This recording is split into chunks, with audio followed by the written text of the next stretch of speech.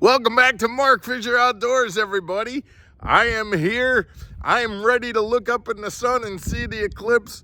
We're going to talk today about the eclipse because I think that's a cool thing in nature, but we're also going to talk a little bit about solar lunar tables and whether that really has an impact on fishing and whether you follow those. But we're also going to take a look at the eclipse, so stick around, everybody.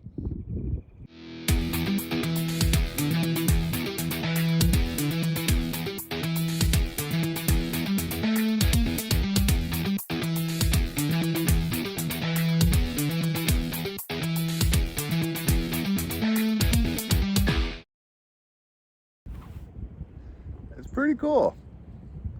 All right, so I got my glasses. I figured I'd take my glasses off for the rest of this episode.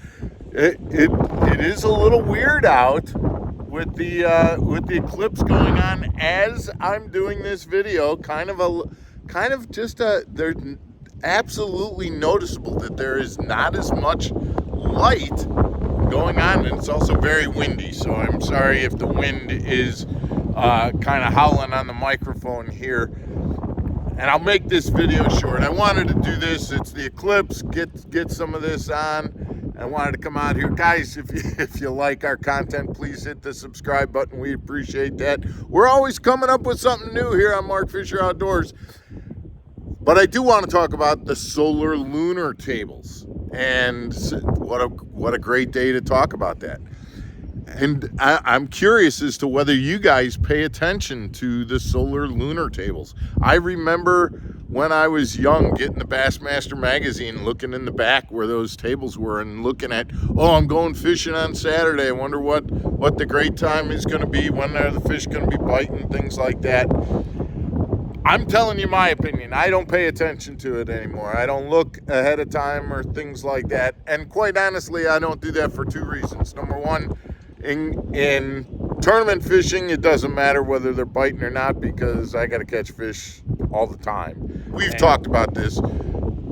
Primarily, we know as tournament anglers, we need to get reaction bites. We need to make fish bite even when they're not feeding.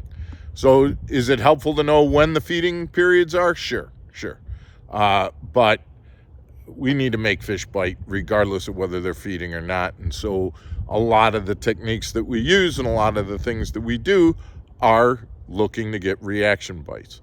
The other part of the solar lunar tables is I kind of look at it from a standpoint of it's like horoscopes. If the horoscope says, hey, something good's going to happen to you today, and you go out, well, let's see what that is. Well, was that something good that you won the lottery, or was that something good that you got off of work 5 minutes early? I mean, something good happens pretty much every day. Something bad happens every day. And are we going to go look for that particular thing, or are we going to make it happen?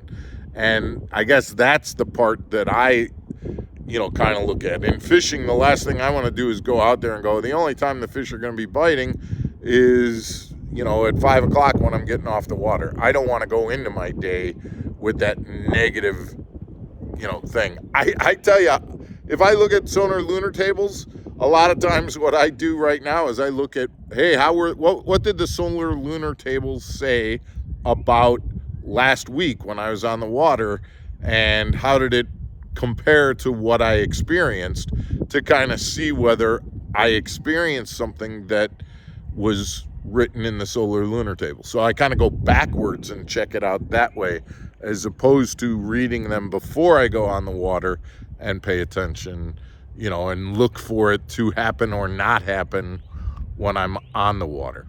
I would love to hear your comments on this. Guys, I just did a short little video, kind of jumped it into solar lunar tables just to kind of have something to do with the eclipse. I'm going to go back to looking at the moon covering up the sun, and we'll see you again tomorrow for another episode of Mark Fisher Outdoors. Take care, everybody. Oh, it's passing. It's halfway.